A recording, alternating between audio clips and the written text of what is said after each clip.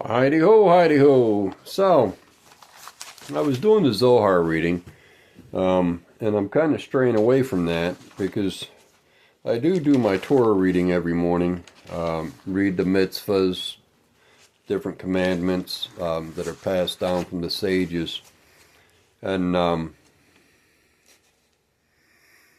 I have an app that I have on a couple different devices that's got my daily Torah study and the mitzvahs, and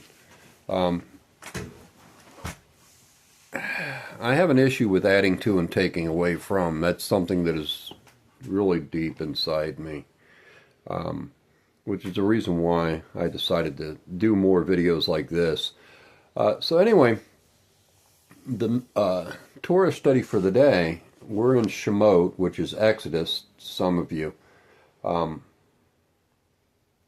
Portion 12, the sixth portion, but chapter 12 of Exodus, which is the portion that says, and it was at midnight is the translation, but it's not midnight, it's Halayla, at night. So God struck down.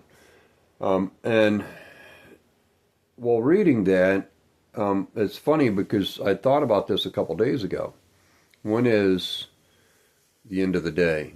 So mid means middle. So midnight would mean the middle of the night. So my midnight, middle of night, is usually 6 a.m. in the morning because I'm following biblical time. So when the day ends, my clock is set to when the sun sets, which makes a big difference. So when Pesach comes and everything goes back to the way it was and we relive this over again, and God decides, our Imam decides to destroy the nations, it's going to happen at 00 hours or somewhere thereabouts. The reason why I say this is because everybody is following the Time Zone Act. So if I told you something was going to happen at 00 hours, and you're following the Time Zone Act, you're going to be one of the ones who's going to lose out. And the reason why is because you're allowing yourself to be misled. You're placing your faith in other men, which means we have to read ourselves. We have to read, and we have to seek knowledge, wisdom, and discernment for ourselves. So anyway, the negative commandment 286 is one of the things talking about being a wicked, accepting testimony from a wicked person.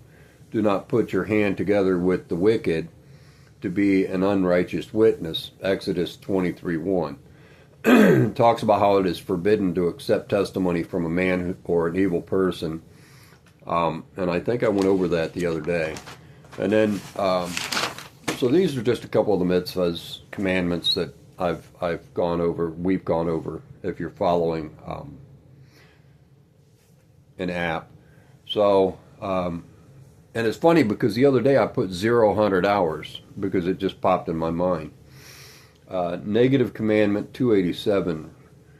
Relatives' testimony. A father shall not be put to death on account of his children. Neither shall the children be put to death on account of their fathers.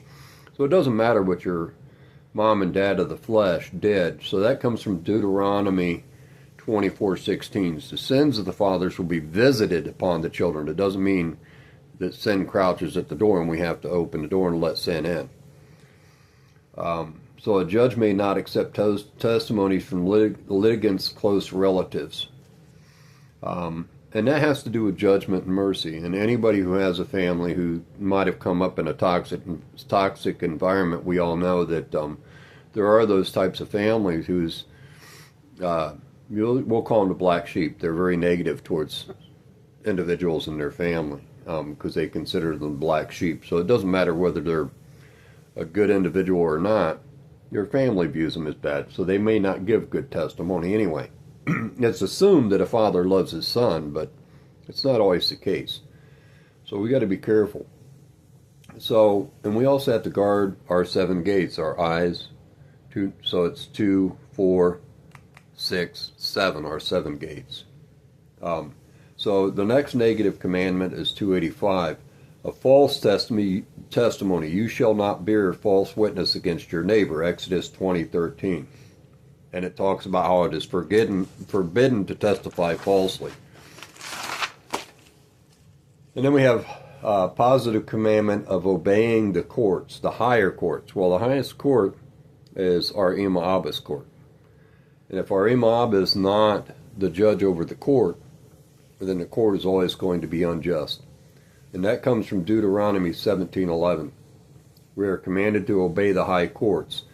So some say it's the Sanhedrin. Okay, but if the Sanhedrin, so we're not supposed to place our faith in other men. So there are those that won't like me saying that, but even the Sanhedrin, you should question. You should keep your mind open.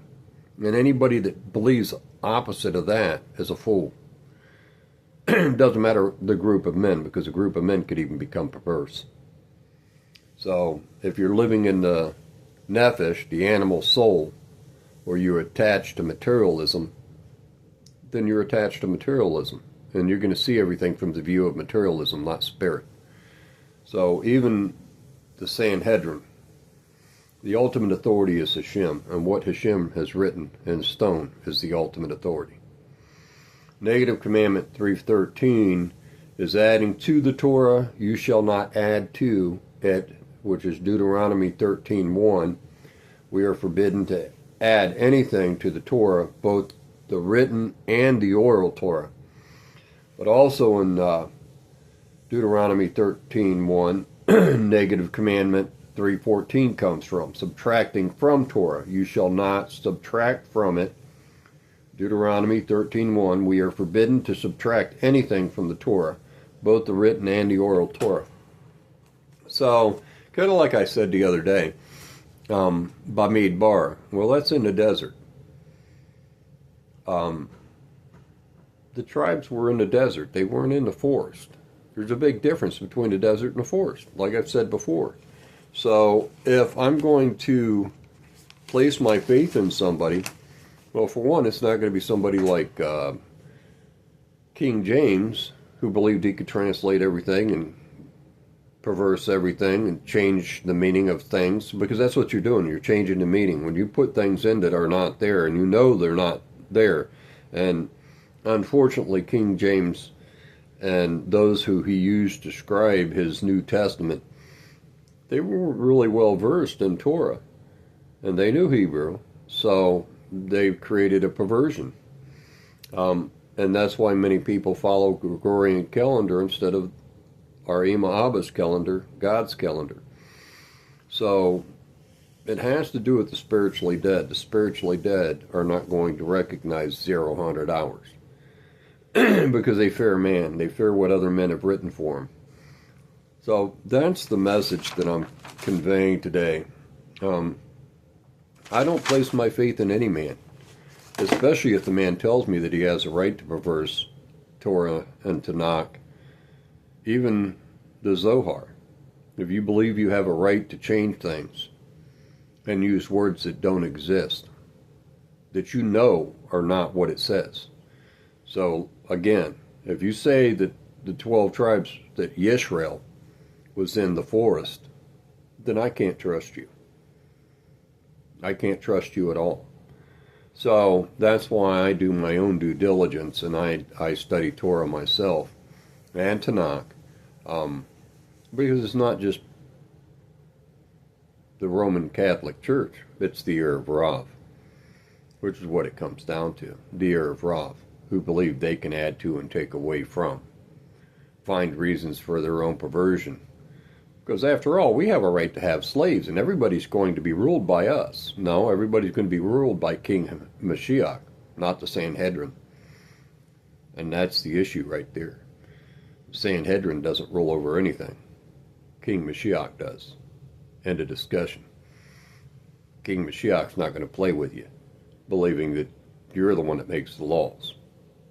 He's going to make the laws.